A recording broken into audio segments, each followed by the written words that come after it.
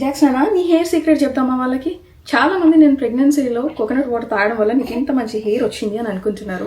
But నేను నా through out pregnancy half glass coconut water కూడా నేను తాగలేదు, ఎందుకంటే నాకు ఇష్టం ఉండదు కాబట్టి. మెయిన్గా ఈ హెయిర్కి రీజన్ ఏంటి అని అంటే పేరెంట్స్ జెనెటిక్స్ అండి. మదర్కి కానీ ఫాదర్ కానీ వాళ్ళ చిన్నప్పుడు వాళ్ళు పుట్టినప్పుడు వాళ్ళకి ఇంత థిక్ వాల్యూమ్తో హెయిర్ వస్తే బేబీస్ కూడా అట్లనే వస్తుంది. మా కేసులో కూడా అదే జరిగింది. సో మా కేసులో ఇద్దరికి, నాకు అండ్ మా హస్బెండ్కి ఇద్దరికి మేము పుట్టినప్పుడు ఇంతే థిక్గా హెయిర్ ఉండే అంట.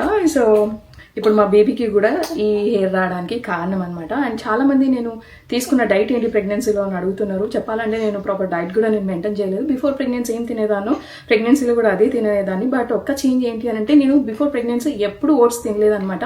వన్స్ ప్రెగ్నెన్సీ కన్ఫర్మ్ అయిన తర్వాత వెరీ నెక్స్ట్ డే నుండి ఓవర్ నైట్ ఓట్స్ మిల్క్లో సోక్ చేసినవి, నెక్స్ట్ డే మార్నింగ్ అందులో ఒక half apple, 1 complete banana chop చేసుకొని వేసుకొని వాటితో పాటు నట్స్ అండ్ సీడ్స్ని పేరప్ చేసిన అనమాట. సో ఇదే నేను చేంజ్ చేసిన ఒక్క డైట్ అనమాట. సో ఓవరాల్గా నా బేబీ ఫీటల్ డెవలప్మెంట్కి మంచి హెల్ప్ అయితే అయింది.